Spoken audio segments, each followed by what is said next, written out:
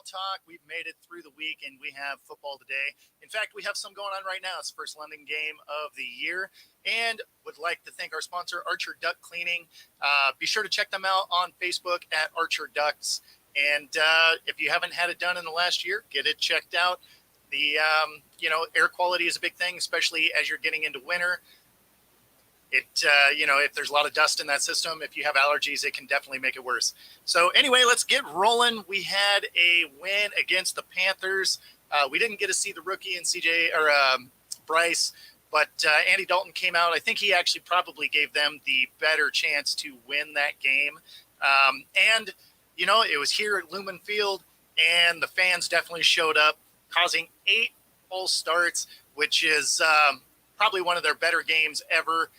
But, man, a lot of noise in that building as always. So good to see the 12th man come out, really represent, make it hard for that Panthers defense or Panther offense to really operate.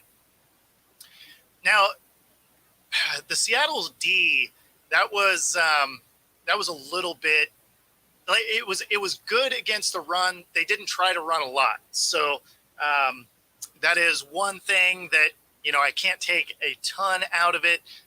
They did hold them to only 44 yards, but they only ran the ball 9 times. So they didn't exactly try and light it up on the ground.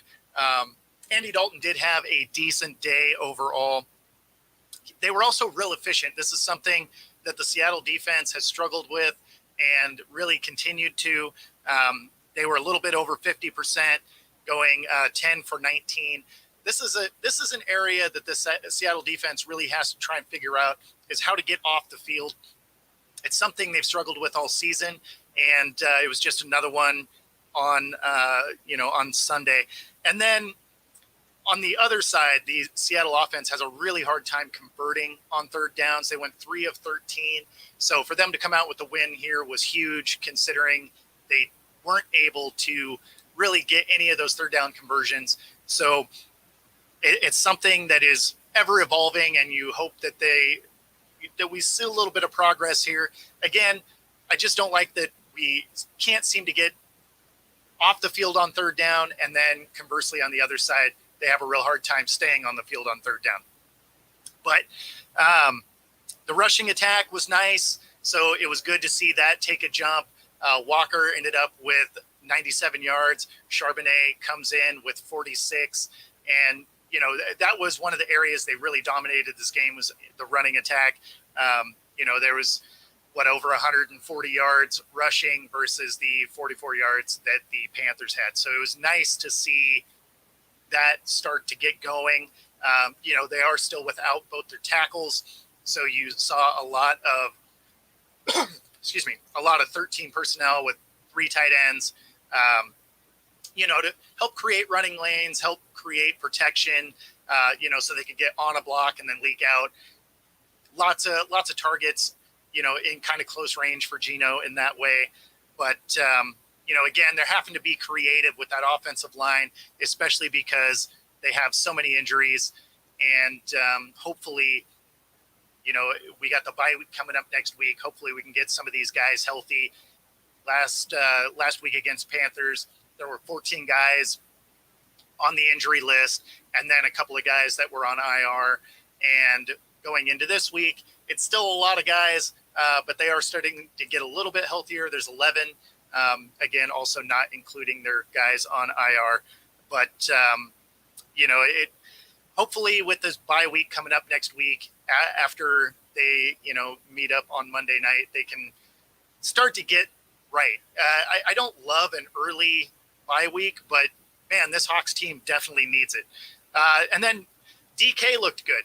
He came out with 6 catches for 112 yards. So nice to see him getting back involved. The rest of the receiving core wasn't so fortunate as far as yardage totals, but it was a decent day overall for the rest of the guys. Let's see, we got Lockett.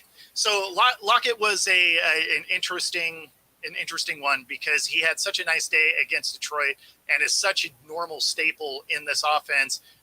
especially because generally catches everything. He did have a drop in that game. Not to say that the defender wasn't absolutely all over him, but he ended up with just a very small 3 for 34 yards kind of day. Now, Geno did distribute the ball pretty well, but, again, at the end of the day, you usually expect to see more out of Lockett than he was involved in. That being said, Geno was what you would expect out of Geno. He was over 60% passing for 296 and a touchdown. He did finally throw his first pick of the season, so there is that. But it was a bad read, right? Like he threw it across the middle, and it was a great jump, interception. So it's just I don't know if he just didn't see the guy or how it went down, but it was a bad toss overall. But again, it was his first one of the year. He is going to throw a couple of those, but by and large, he was efficient, relatively safe with the ball outside of that. And, so he's doing everything you expect to see out of Geno. The secondary was kind of vulnerable, but, Kobe Bryant wasn't out there. You also didn't have Woolen out there. They did run a fair amount of nickel-style coverages to try and make up for that. They gave up some yards in the air, but again, they were able to protect the ground game, which is nice to see, as bad as they've been against the run. Let's see. So what we've seen out of Bryce, I really think that Andy Dalton was the better matchup, as far as giving them a chance to win. Now, granted, Bryce was out because he was hurt, and he is back for this week. So it wasn't an indictment on him not being there, like he was injured.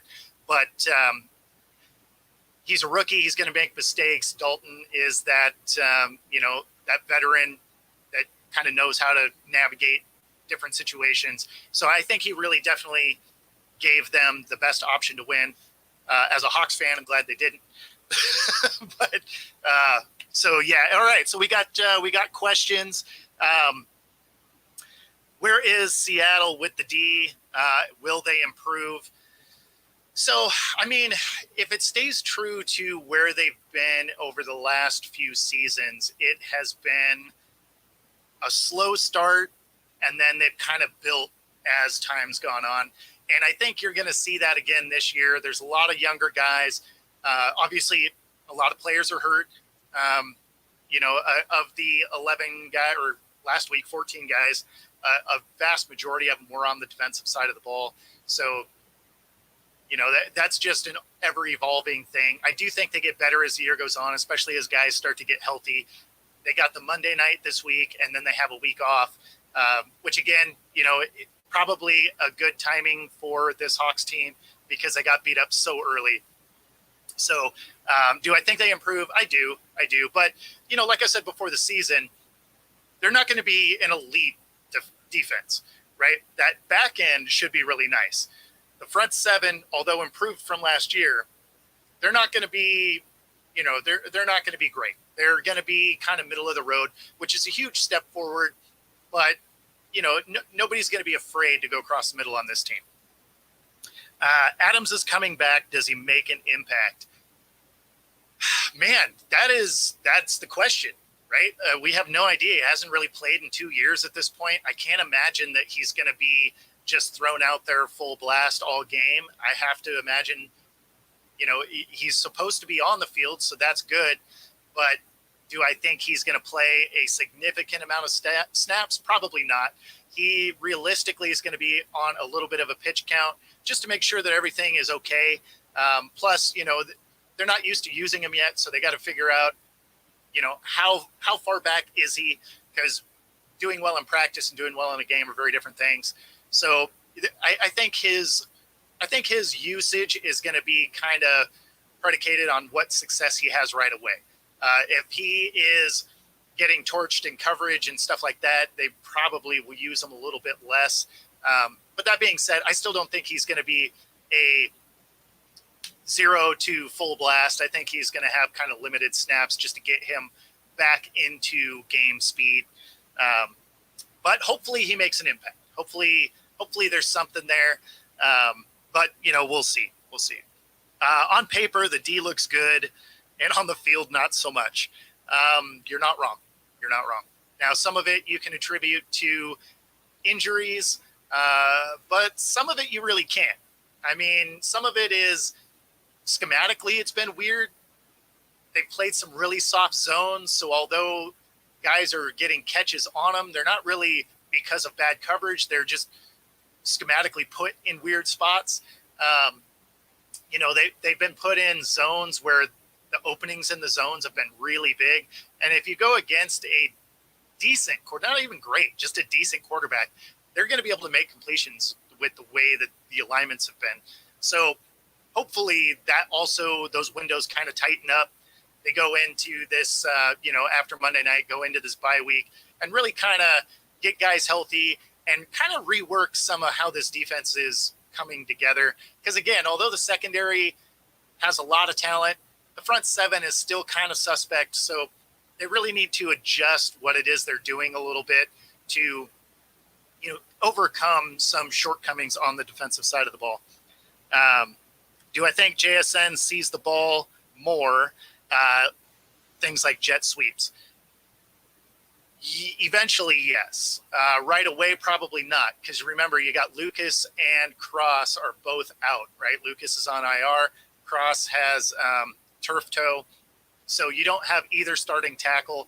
It's hard to get a jet sweep really going if you don't have a tackle really hold that edge. And without having, a quality guy to fill in there, which is why they keep using tight ends to help out on the offensive line. I can't imagine they're going to do a lot of jet sweep type stuff solely because they take a fair amount of time for the play to develop, right? Like it's kind of a slow moving start to a running play because you have moving pieces. And, if you don't have tackles that can effectively hold that edge, those plays get blown up in the backfield. So when you got Cross and Lucas back, do I think they use JSN in a jet sweep type of thing? Sure. Why not? That'd be fun. Until then, probably not, because he probably just gets hit behind the line of scrimmage. Let's see. What do they do with Jamal Adams after this season? So they do have an out after this season. I think that will largely depend on what he does moving forward. So if they have an out after this season, and then that would make the dead cap roughly $20 million, if I remember right. And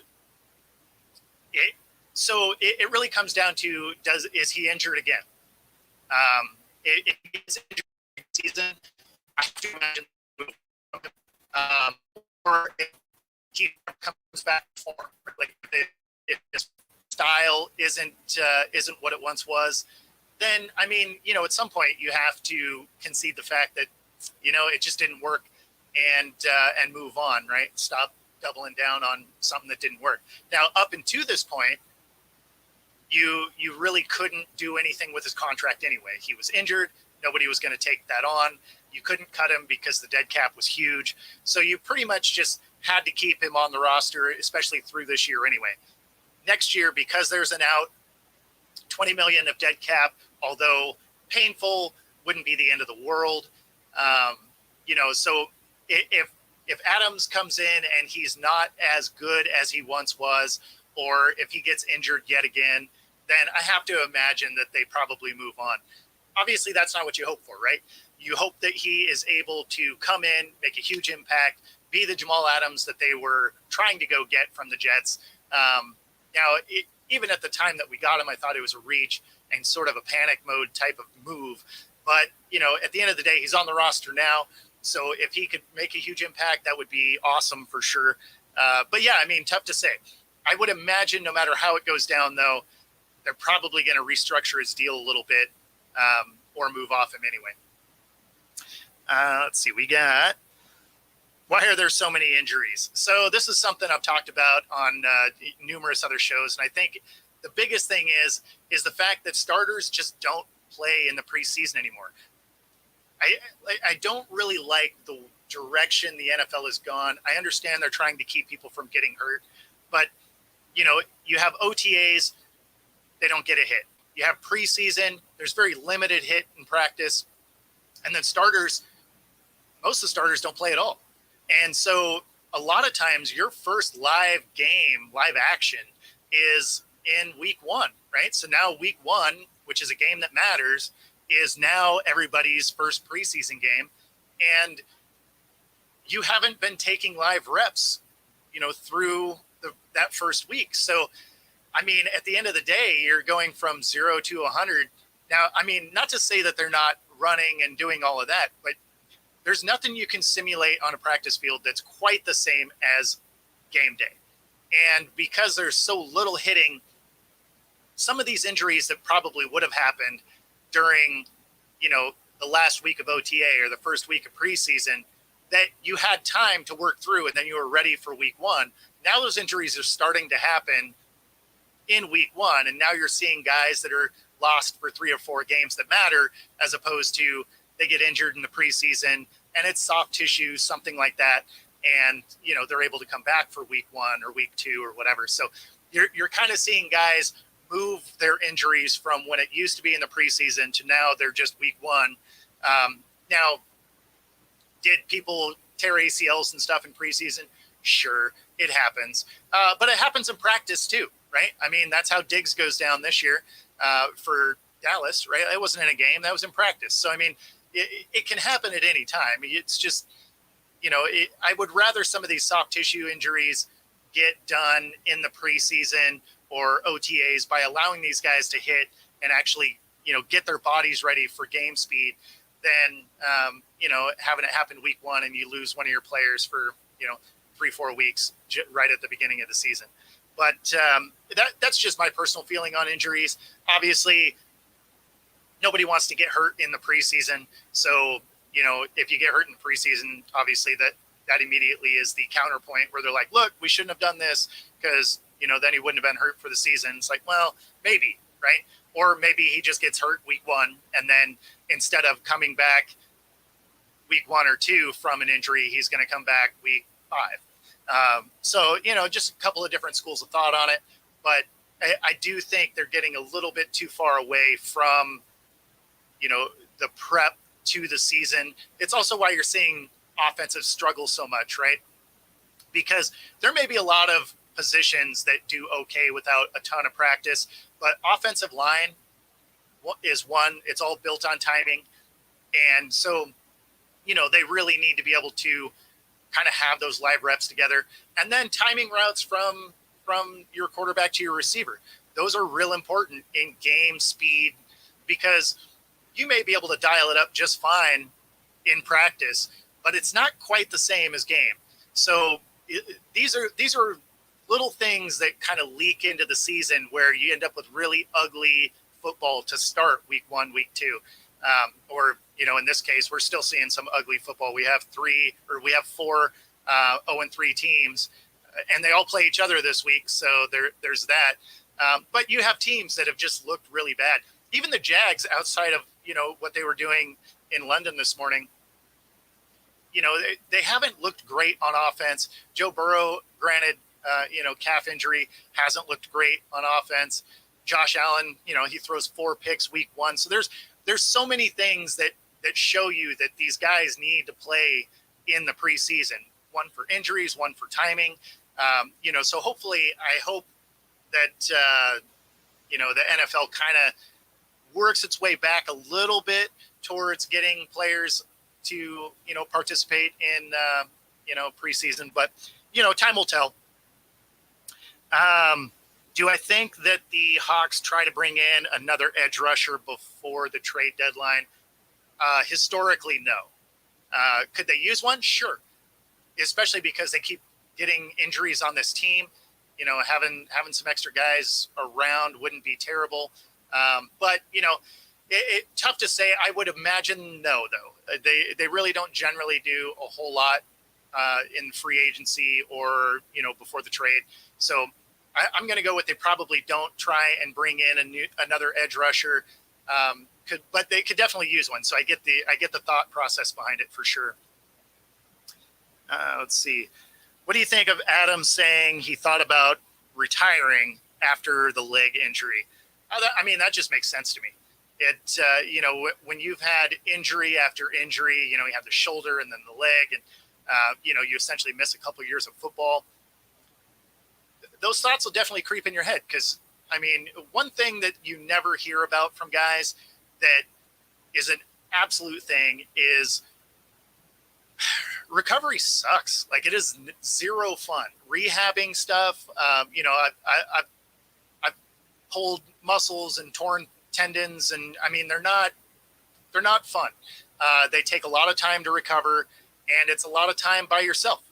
So it's just kind of it's a work in progress. So, on days that you're kind of down about recovery or progress, those thoughts of, hey, maybe this is where I hang him up, definitely pop in your head. So, hopefully it's good that he didn't. Hopefully we see something, a flash of what he used to be out on the field. But, that's another one. We don't really know what his rehab looks like. He got back into practice off the PUP list, wasn't available to play, went on and injured his knee a little bit, so it took him a little bit more time to get back. So this is supposed to be the first time we get to see him. So hopefully he does get out there and show us that he is the guy that they went and got.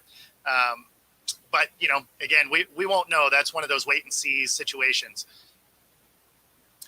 All right. What are my thoughts on the Patriots this season? So, I mean, when it comes to the Patriots, it's what you think the Patriots would be, right? The offensive line, defensive line are good. The defense is pretty solid. And, I mean, Mac Jones is Mac Jones. I'm not a huge Mac Jones fan. Do I think he can manage a game? Sure. Do I think them going and getting Zeke moves the needle at all? No. I think it'll make this game a little more interesting going up against Dallas. If there was ever a game where he's going to at least try and become that guy he once was, even for an afternoon, it would be it'd be in this game. So I think it's an okay team. I think before the Jets fell apart, they probably were the worst team in their division. So, now they're the third team. They're not a playoff team. They're going to be a 7-win team is probably what they are. So, I mean, they're nothing great. They're going to give some teams problems because they have a good defense. And, Zeke will have moments where he looks okay, but I mean, he really doesn't move the needle at all. So that's kind of where I'm at with the Patriots. It'll be interesting to see what they do coaching wise moving forward if they do fall short of that 7-win kind of window. If they end up as a 4-win window, 4-win team, then all of a sudden you have to wonder if Kraft is going to think about moving on from Belichick if that, potentially has run its course. But anyway, so I hope that answers your question there, Roger. Let's see. We got, I've seen the Seahawks as high as 5th in power rankings. Where do I think they should be? 5th seems exceptionally high. I did see one from Fox that said they were 5th in the NFC. So maybe that's what you saw. But 5th would be really high for this Hawks team. That being said, they probably are borderline top 10. So they are probably right in that, 10th, 11th, 12th area. Like, that's probably about where they are overall. They have a nice offense. They have a defense that's kind of coming along, but they have holes on their team, right? They have a front 7 on the defensive side that, doesn't always get a lot of pressure. And then because the offensive line is so beat up, it limits some of the other things they can do. So 5th was including AFC and NFC. That seems exceptionally high. But if it was just for the NFC, that's probably about right. Let's see. Do I still think they'll have the record that I predicted before the season? Yeah, so before the season, I predicted them to be a 10-7 wild card type of team. And I still think they're going to be about there. So they're going to win.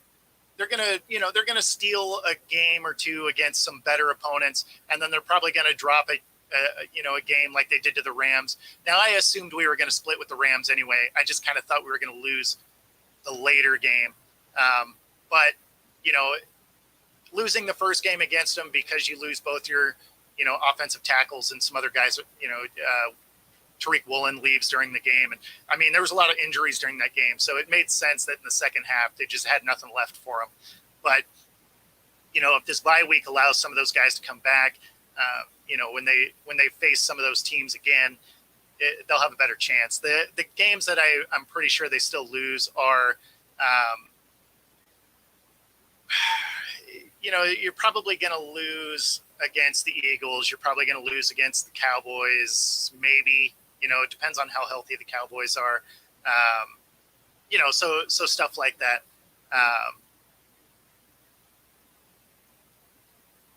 Oh, right on. That Mexico, that's rad. Very cool. Very cool. Yeah, definitely. Thanks for watching. I really appreciate it. So yeah, it's speaking of Mexico. When I was in Mexico, did I go to the game in Mexico City? No, but only because I'm stupid. So I had NFL Game Pass, and it allowed me to have. So I had Game Pass for Mexico, and it allowed me to pre-purchase a ticket to the Mexico City game. Obviously, it wasn't a Hawks game, but I believe it was Arizona 49ers. And I misread the date. So it was actually the day before that I thought it was. And when I called in, it was already sold out. And when I called in, general admission had already started, and it had sold the entire stadium out by the time I called that morning. So no, I didn't get to go see it, but only because I literally wrote the date down wrong and totally messed that up. So there is that. But I was trying to go to that game because I think it would have been a lot of fun. All right. Can Geno sustain the level of play? And if he starts to struggle, do they start Lock? Okay, well, those are two different things. So do I think that they can he sustain what he's doing? Sure, because he's doing exactly what he was doing last year. And it was something that I said coming into this season I was encouraged by, because he wasn't doing anything extraordinary that could potentially be just like a one-off thing. He was being smart with the ball. He's distributing it well, using checkdowns, willing to throw it away, actually using tight ends. So, and then was athletic enough to make gains, where you had to. So, yes, I think he can sustain it. If he struggles, does Lock come in? The level of struggle that he would have to achieve to get Lock to come in and start instead is it would be crazy. Like, they'd have to be getting blown out constantly, and he'd have to start throwing a ton of picks. I mean, it would really have to just come off the rails for that to happen. Now, if he gets injured, Lock comes in. Yeah, I could absolutely see that. But I mean, the level of struggle would have to be absolutely insane. When you were I already read that one. Do you think your Mariners can sneak into the playoffs? Well, no, because the Rangers took care of that yesterday. So that one was given to me the day before. So most of these questions have been sent to me throughout the week. So some of them, the parameters may have changed, like this particular one. The M's are officially done because the Rangers had the tiebreaker anyway. And then with Seattle losing, they can't catch the Jays and they can't catch Houston. So even if they win today, they'll miss it by a game, which, that is a very Mariners thing to do. So, I mean, if you're a Mariners fan like me, who have been since the 80s, there's been a lot more bad than good. And so for them to come up just short of the playoffs makes sense. It's why I started the hashtag from years ago for the Mariners, from hope to nope. And, it's just another one of those seasons. There were moments that were nice and some head scratchers. And of course, plenty of moments throughout the season that you can point to see why we ended up, one short. But so yeah, nope, don't think don't think they can do anything about it. But hopefully they have some stuff they can build on next year. It was one of the things that I was a little sad about, this last year to this year, is they didn't really do anything in the offseason to get better, whereas the other teams in the division did. So, but what do you do? Fortunately, it's football season, and we're used to the M's being done by October. So, kudos to Major League Baseball giving the Mariners one of their last regular season games in October, so they can at least say they played in October. And other than that, we just look at next year and enjoy some Seahawk football. All right, so we are taking on the Giants. Monday Night Football. Saquon Barkley is still out. And, Danny Dimes looks like Danny Nichols. He's not throwing the ball particularly well, and that will be good for our defense. Our pass rush hasn't been amazing, but their offensive line isn't very good.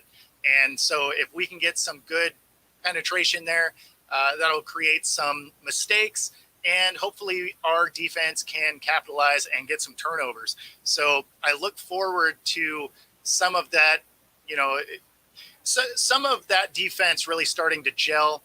Again, we do have fewer guys that are injured, although, a lot of them are on the defensive side. So, as we go into this game, we do have a little bit less injuries, but as it sits right now, Julian Love is questionable with a hamstring. Quandre Diggs is questionable. Kobe Bryant, I believe, is now out. He's questionable. I'm sorry. He's questionable. Trey Brown is out, still under concussion protocol. Cornerback Artie Burns is out with a hamstring. Defensive end Draymond Jones is questionable with a hip, and linebacker Derek Hall is questionable with the knee. So of the 11 that are injured, you got 8 or 9 of them are all on the defensive side of the ball. So it doesn't inspire a lot of confidence. It's a good thing that this Giants team has been struggling on offense, because this defense is just banged up and they need some time to get right. So with that Giant offensive line not being very good, hopefully the shortcomings of this defense won't be exposed too bad and they can come out with the win. Let's see. So one of the other things that's encouraging on this side is it's not all on Daniel Jones. They're actually leading the league in drops. And the best thing about drops is, tip drill, right? So that can lend itself well to a fast defense, which Seattle definitely has. They're probably going to play similar to last week with a lot of nickel-style defense, where they have 5 DBs on there, just because no one's afraid of the running game from New York without Saquon in the backfield. So they're going to be able to play a little bit freer, on the back end, and then they're going to be able to kind of come after Daniel Jones, and hopefully that will be the difference in this game. And of course, the Seattle offense is good. Now the Giants defense has kind of been hit or miss. Week 1, they get absolutely smoked, right? 40-0. The next week they play the Cardinals, and it was the tale of two halves. They were down 20-0 going into halftime. At one point they were down 27-3. Now the fact that they were able to come back and win, awesome. Good on them. But it shows some real inconsistency in the team, and so that's something that I think this Seattle offense, because it can score, it moves the ball fairly well. They should be able to expose some of that defense. And then because that, Giants offensive line hasn't been great, hopefully the front 7 can really create some situations where we can get some turnovers on the backside. Now, on the offensive line, you still have, Abraham Lucas out. He's on IR. He'll be available coming out of the bye week, in theory, provided, he's still progressing there actually hasn't been a lot of information about how he's doing and how he's progressing so far. So we don't really know if Lucas is going to be available after the bye week, but hopefully he will be. And then Cross, similarly, he is. I know he's listed as questionable, but I think he's still out for today, which means you're still going into this without either one of your starting tackles. And at that point, you're going to probably run a lot of offense, similar to how you did last week, where you have, multiple tight ends in to help block and, situations like that. So that's going to be kind of kind of a question mark, because now also on your injury list is your offensive guard and Phil Haynes and your center and Evan Brown. So without tackles and a guard and a center, those rushing lanes are going to be really tough to open up. So I would imagine this is going to be a very pass-heavy offense with a lot of, kind of schemed blocking with tight ends to create screens and, kind of shallow passing, which, I mean, when you got guys are hurt, you just have to scheme up kind of things that will help your team win. And although it won't be pretty offense, it should be good enough against this Giants team. The one thing that's real surprising about the way that they've been using tight ends for blocking along the offensive line is so far until this week, Will Dissly is the only tight end that's been hurt in having to take on those roles. And he has a shoulder injury. Now, I think he is questionable, but I think it sounded like he was going to play. So although he's a little bit banged up, it sounded like he's still going to be able to hit the field. Obviously, you still have Fant out there too. Overall, this tight end group has really stepped up in a way that isn't going to hit a stat sheet, but is really impressive in the way that they have been coached up and the drive that they have to help their team. Because when you are in those blocking situations, you're not putting up stats. It's not going to hit Sports Center. You're not going to see anything really talked about outside of, someone like me that, likes what they're doing schematically just to try and help that passing game out and, create opportunities. So, unfortunately, because it's not going to show up on a stat sheet, nobody's really, they're not going to get the recognition for it, but they should, because what they're doing is creating an offensive line where they don't have the personnel, and that is actually pretty impressive. Overall, I want to say this is a very winnable game for the Hawks. It is probably going to be a tighter game than it should be. It is in New York, so, they do have to travel. It's prime time, so, I'm not worried about that. It's not like Geno is Kirk Cousins or anything where he shies away from the bright lights. I think where Geno has shown he still has a little bit of an issue is if he has to come from behind at the end. That's one where he hasn't had a ton of come from behind victories. So that's something also. It just, some of it is lack of reps, right? I mean, it's tough to have a bunch of those if you haven't had the opportunity to do a bunch of those. And, sometimes it's because you're far enough ahead that you don't have to. So, I mean, I'm not saying that it's an indictment on him by any means, but, it's the only thing that I don't know if you can trust him yet is, we watched him do one last year, but it was late in the year. And outside of that, didn't really have to. So we still don't really know if that part of his game has evolved along the way, but and hopefully it doesn't come down to that in this one, because in that environment on the road, sometimes those add more challenges to it than it needs to. But yeah, so after this, they got the bye week. Hopefully they can get some of their guys healthy, get some of their guys back from IR. And of course, this is our first week for Adams. So hopefully we see some good stuff on tape. He'll be able to, then have the bye week to, get over any bumps and bruises that he might sustain during this, especially because he hasn't had real live game reps and everybody else is, 4 weeks ahead of him when it comes to that. So hopefully he can get in, make a little bit of an impact, and then get right over the week and a half before the next game. And yeah, so again, thanks for tuning in to Hawk Talk. Be sure to like and subscribe. Subscribing is such a huge thing on my end. We're trying to hit that 1,000 subscribers. It's what helps us kind of continue bringing you content. So if you're watching this, please be sure to like and subscribe. It is very, very helpful. And of course, we're doing this on a rare Sunday, which, we don't typically do. Usually this is a Friday morning show, but, at the end of the day, here we are. So go enjoy some football on Sunday where we don't have to worry about our team having to play.